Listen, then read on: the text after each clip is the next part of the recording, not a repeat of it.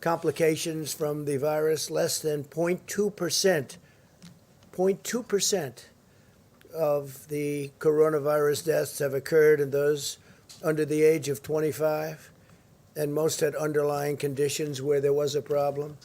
There's no substitute for in-person learning. According to a recent study, student progress in math decreased by half, and using online education compared to in-person or campus education. So online, we think of so many things online and how great it is. There's nothing like being in the classroom. That's what we've learned from this whole ordeal. According to the CDC, school closures disproportionately harm low-income and minority children, as well as those with disabilities. And I think you see some slides behind me that are very new, very current. It's also crucial for colleges and universities to stay open, and we hope that they do indeed stay open. We want to see Big Ten football. We hope it's coming back. We have a lot of the colleges that we're talking about. They want to come back. We hope that Michigan agrees. We hope that, and I know the governor will have a lot to say about it. We hope she approves it, but we have a couple that Maryland's another one. We hope the governor puts a little pressure on so that we can have it, but I have a feeling they may do it. They may do it without having everybody, but I think they're going to have maybe Michigan, maybe Maryland. We have a couple of states that might not participate, but people are working very, very hard to get Big Ten football back, and I'm pushing it, and it'll be a great thing for our country, and the players and the coaches want to do it really badly. The players are missing. They only have so many years of this, and the players are missing a big opportunity, including the chance in some of the cases to have some of the best players, college players in our country. And they want to get into the NFL, and they want to make money in the NFL, and they're not going to be able to do that too easy if you don't get to see them play. It's much safer for students to live on campus, and low-risk young people would rather than the alternative. The alternative is no good than going home, spreading the virus to high-risk Americans. They want to be on campus. They want to go back to school, and the parents want them back in school, maybe more so than they want to be back in school. And they want them back safely, and they want to go back safely, but they have to go back. Based on the recent data from more than 20 colleges, not a single student who tested positive for the virus has been hospitalized. So that's a lot of people. That's a lot of students. Not one has been hospitalized. As we continue to follow the science-based approach to protect our people and vanquish the virus, Joe Biden continues to use the pandemic for political gain. Every time I see him, he starts talking about the pandemic. He's reading it off a teleprompter. I'm not allowed to use a teleprompter. Why is that, Phil? They ask questions, and he starts reading the teleprompter. He says, move the teleprompter a little bit closer, please. I don't know. I think if I did that, I'd be in big trouble. I think that would be the story of the year. When I took early action in January to ban the travel and all travel to and from China, the Democrats and Biden in particular called it xenophobic. You remember that? Joe was willing to sacrifice American lives to placate the radical left, open border extremists, and we saved tens of thousands of lives, probably hundreds of thousands of lives, and we saved millions of lives by doing the closing and now the opening the way we did it. Joe's decision to publicly attack the China ban proved he lacks the character or intelligence or instinct to do what is right. Now, Biden's launched a public campaign against the vaccine, which is so bad because we have some vaccines coming that are incredible. Scott was telling me about some of the things that are happening, and it's very exciting, Scott. Thank you for being here. But you don't want to have anything having to do with, for political purposes, being an anti-vaxxer. You don't want to be talking about the vaccines in a negative way, especially when you see the statistics that we're starting to see. They're incredible, actually. Biden's perfectly happy to endanger the lives of other people by doing something that he thinks is going to help him politically because his polls are getting very bad. They're getting very shaky. This was an election that was going to be very easy, very quick, and then the China virus came in, and I had to go back to work politically. Unfortunately, I had to devote more time politically than the other things we do, which are very important for our country. But I had to go back to work, and it looks like we're going up very rapidly, more rapidly than the media wants to admit. And Biden's had to go out. He's gotten out of his basement, and he's working. Let's see what happens. But we got to talk about how great these vaccines are, if in fact they're great. And I think you're going to see numbers that are going to be very, very impressive. The approach to the virus is a very unscientific blanket lockdown by the Democrats. That's what they're talking about, which takes all of these incredible statistics, records, and it throws them out the window. Now, they did say it would be based on the recommendation of the experts, but, whether expert or not, we're not doing any more shutdowns. We did the shutdown, and now we're doing the opening, and there won't be any more shutdowns. There could be a little section, a small section, we have a breakout, but we're not talking about shutdowns like they were talking about, depending on experts. We're not going to be doing that. The swine flu was a disaster. You remember when, not nearly as deadly, not the same world, but when Joe Biden was vice president, his failed approach to the swine flu was disastrous. He called it N1H1. It's actually H1N1. You remember the H comes before the N, so it's sort of easy to remember, right? But Joe always calls it the opposite way. But call it the swine flu. It was disastrous. And his own chief of staff said that when Biden helped manage the swine flu in 2009, they, quote, did everything possible wrong. And 60 million Americans got H1N1 in that period of time. There's a quote from his chief of staff.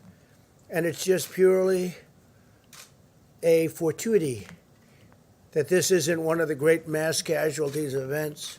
It had nothing to do with us doing anything right because we did everything wrong. It was a disaster. It was a disaster. And now he's telling us how to manage. He can't manage himself. 270,000 Americans were hospitalized during this attack.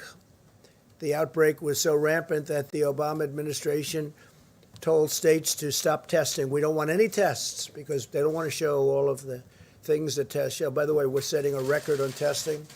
Our testing is at a level that nobody's ever seen before. We're substantially greater than the second country, which is India, by the way, which has 1.5 billion people, but we're 50 million tests ahead, 50 million ahead. And they ordered the CDC to stop counting tests and stop counting cases, and then left us a depleted stockpile, which is what I inherited. I inherited a very badly depleted stockpile. In other words, Biden's record demonstrates that if he had been in charge of this very serious, highly, highly contagious epidemic or pandemic, the China virus, countless more Americans would have died. And if we didn't do what we did, and I say it all the time now because the media likes to belittle what we've done has been incredible. Now you can look at Europe and you can look at other places and you can start comparing. Biden is weak on China. Yesterday it was revealed that a fund partly owned by Joe Biden's son Hunter facilitated the sale of a Michigan auto parts producer to a leading Chinese military defense contractor. You don't want to write about that, do you? Biden spent his entire career selling Michigan jobs to China. Now the Biden family is selling out our country directly to the Chinese military, which has to do with this company that Hunter, here we go with Hunter again. He didn't have a job. Now all of a sudden he's selling companies from Michigan to China. China's military got American manufacturing jobs, and the Biden family got paid a lot of money. And I say it, if Joe Biden ever got elected, China will own America. They will own America. Finally, I can announce with great pride that Secretary of State Mike Pompeo will be departing this evening on a historic trip to Doha. That's Qatar, for the beginning of intra-Afghan peace negotiations. We've been negotiating with them for quite some time. getting along with them. Moved a lot of soldiers out. I got a report this morning that there's been nobody killed in Afghanistan since early February. It's a long time. There's been no deaths, no problems, and a lot of progress is being made in Afghanistan, but we'll be down to 4,000 soldiers in a very short period of time. Likewise, Iraq will be down to about 2,000 soldiers in a very short period of time. And in Syria, for the most part, we're out, other than we kept the oil. As we have soldiers guarding the oil, not too many, I think, small number, but they're guarding the oil. And we're helping the Kurds, and we're making their lives much more pleasant because of the fact that we have the oil. So we're pretty much out of Syria. We're pretty much out of Iraq. And we're down to the smallest force that we've had in, we'll be very shortly down to that number in Afghanistan. The negotiations are a result of a bold diplomatic effort. One part of my administration in recent months and years, the United States will play an important role in bringing the parties together to end the decades-long war. It's been going on for almost 20 years, long before I got involved, I can tell you that. And had they not been wasting our time with all of the phony witch hunts and all of the things, we probably could have done this even faster. But a lot of time had to be spent, wasted like that. But the parties are together right now, and we're negotiating, and we're really making tremendous progress.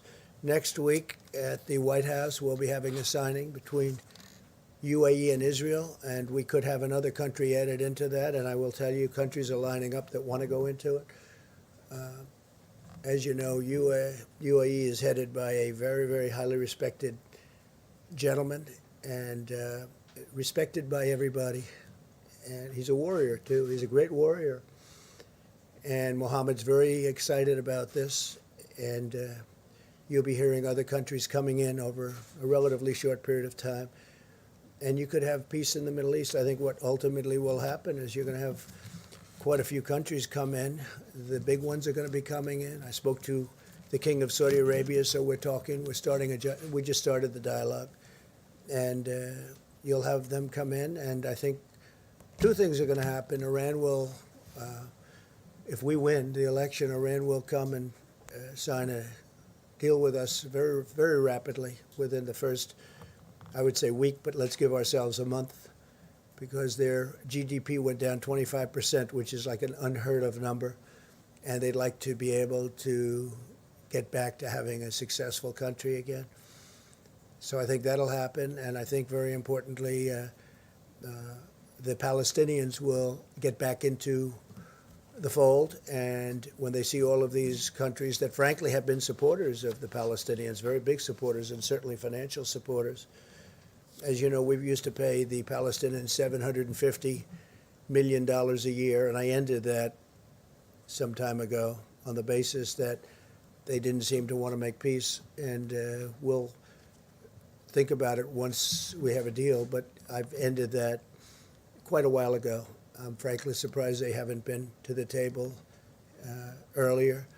But this is the best way. This is a way that's going to be great. This can really bring the Middle East together.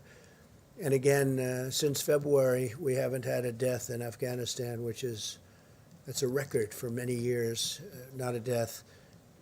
And we're getting along very, very well with the Taliban and very well with Afghanistan and its representatives, and we'll see how it all goes. It's a negotiation, but Secretary of State Mike Pompeo will be departing in a little while. So I think that's very exciting news.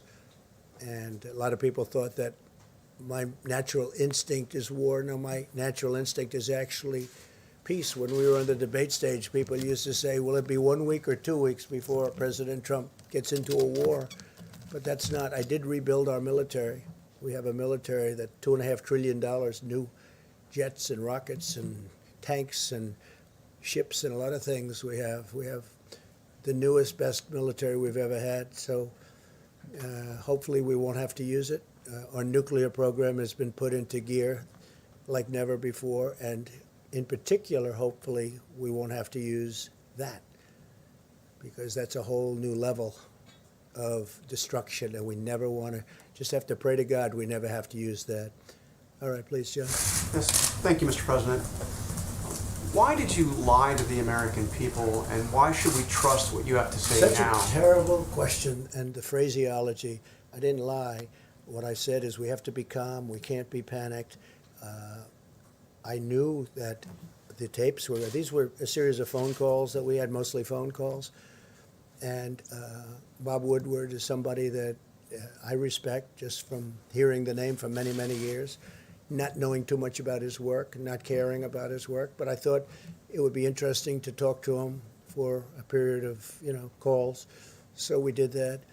I don't know if it's good or bad. I don't even know if the book is good or bad. But certainly if he thought that was a bad statement, he would have reported it because he thinks that, you don't want to have anybody that is going to suffer medically because of some fact. And he didn't report it because he didn't think it was bad. Nobody thought it was bad. Wait a minute. And your question, the way you phrase that is such a disgrace. It's a disgrace to ABC television network. It's a disgrace to your employer. And that's the answer. You ready? Because I love. Of course I didn't. Of course I didn't. Deadlier No. than the flu, and then you went out and told the American public that this was just like the flu. Let me tell you something. You told We've had Woodward flu one thing and you years. told everybody else something else. No, and 5 times, right? 5 times. Do you ever hear the expression 5 times? We've had flu years where we lost 100,000 people. The flu is a very serious problem for this country also, and we've been losing them. Scott, what kind of a number have we lost over the years with flus? Into the hundreds of thousands. Well, I mean, the last 5 years have been something like 35 to 80,000 per year, every year, even with antiviral drugs and even with Flu is a very vaccines. serious problem also. You told But Bob just so Woodward you this is worse than the most deadlier than the most strenuous flu. okay, And then you went out and said it's just like the flu. what I went out and said is very simple. Listen, what I went out and said is very simple. I want to show a level of confidence, and I want to show strength as a leader, and I want to show that our country is going to be fine one way or the other.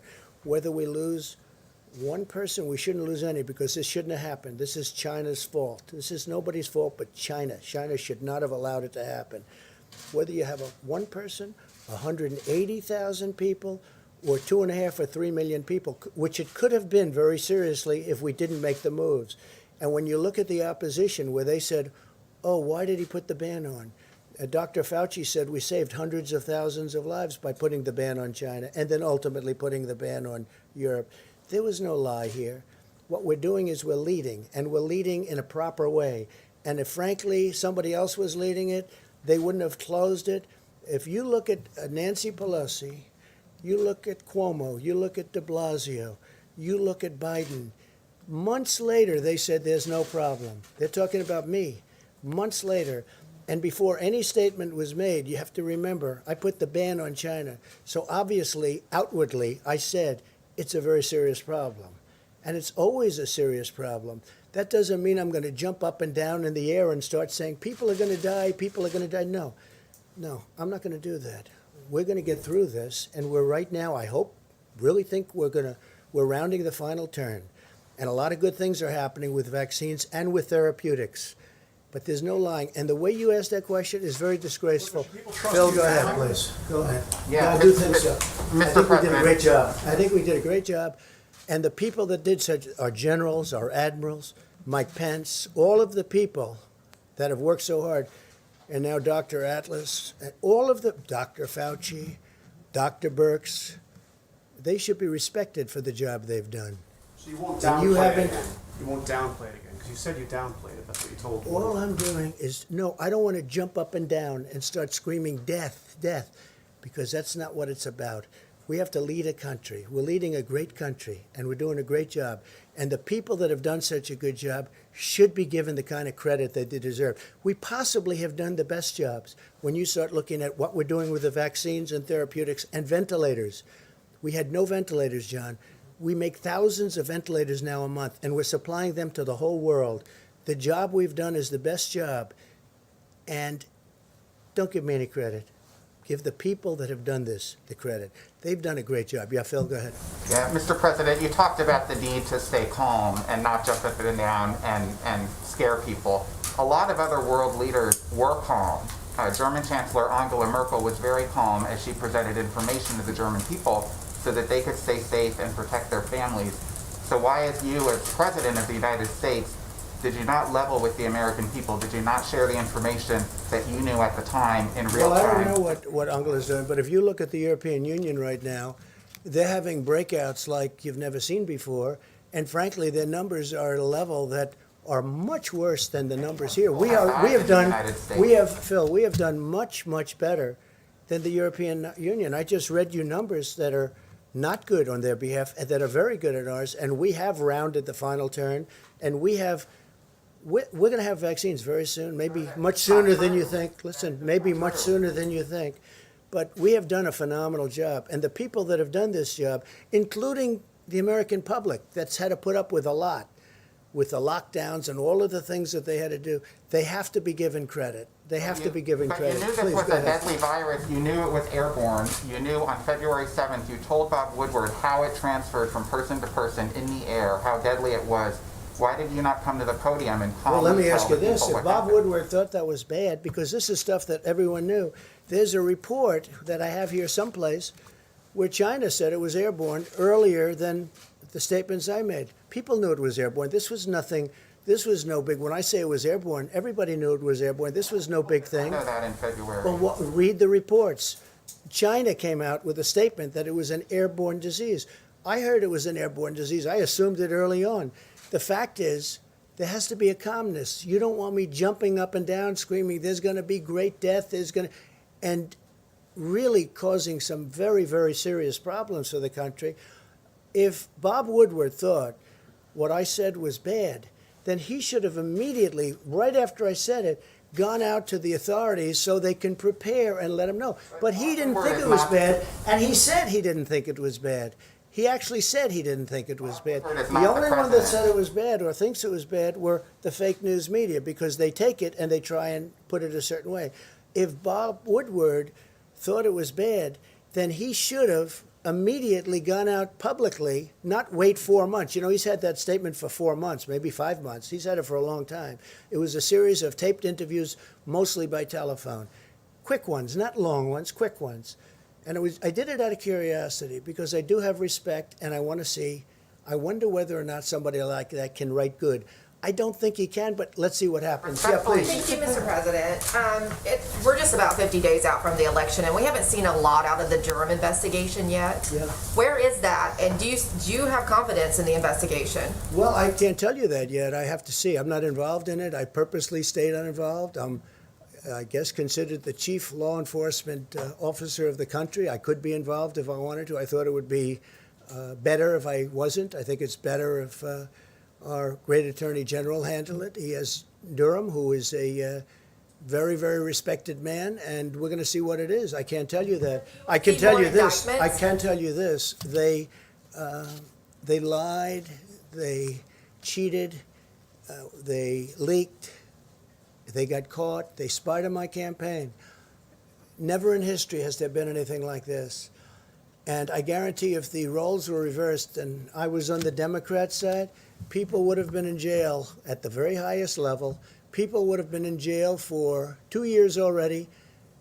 Nothing like this has ever happened. And the term would be for many, many years, because it's treason, and other words can be used also. So you think there should be more indictments as a part of this Well, I investigation? think just on what I read in your wonderful papers, I think, and see what, just looking at the media, not even what I know. I think Comey is a disgrace to our country. I think Strzok, who just wrote a book, which is a total fake, is a disgrace. I think Page, Lisa Page, his lover, is a disgrace to our country. I think that when you look at McCabe, where his wife got $700,000 in campaign contributions from Hillary Clinton, right? And then Hillary Clinton's under investigation, and yet she paid the head of the FBI, one of the top people, but actually the head, because he took over for the other guy, who fortunately I fired. I made a good move when I fired. That was a smart move, because they were looking to take down this administration, duly elected administration. So I fired him. That was a great move when I fired him, because maybe if I didn't, I wouldn't be here talking to you as president. But when McCabe's wife gets $700,000 in campaign contributions when she was running for whatever office she was running from Virginia, and yet he's in charge of the investigation of Hillary Clinton. Now he says, well, I wasn't really in charge. Of course he was in charge. He was totally in charge. He knew exactly what was going on. These people got caught in probably the biggest political scandal in the history of our country. They got caught. Now, what the Durham report is going to say, I can't tell you. But if they say half as much as I already know just from seeing it, you have people, I watch some of the shows. I watched Liz McDonald, she's fantastic. I watched Fox Business. I watched Lou Dobbs last night, Sean Hannity last night, Tucker last night, Laura. I watched Fox and Friends in the morning. You watch these shows, you don't have to go too far into the details. They cover things it's really an amazing thing. They got caught in the biggest political scandal in the history of our country. They were spying on their opponent's campaign. Not only spying, they were making up fake dossiers. You have the dirty dossier. They were making up it was all made up. It was all fiction. It turned out to be fiction. And then they were using that in the FISA courts, this revered court. Well, it's not so revered anymore because when you look at what they did and how they played it, and they hurt a lot of people. General Flynn is still being hurt, and he's being hurt very badly. He's a wonderful person. I spoke to General Milley about General Flynn 2 weeks ago. I said, what do you think of General Flynn? He said, he's a great soldier, sir, and he's a wonderful, wonderful human being. He's been destroyed. He's been destroyed. No, I think that this, without knowing anything about what Durham is going to release, the Durham report, we'll call it, or maybe it's going to be more than a report. Maybe it's going to be much more than a report. I don't know. Maybe it's a report, or maybe it's much more than that. But when I look at the things that everybody in this room knows just from reading about it from yourselves back and forth, I think it's a disgrace to our country. And I think if people don't pay a very, very substantial price, it'll happen again. And this should never, ever happen to another president. Thank you very much. Thank you, everybody. President, when you read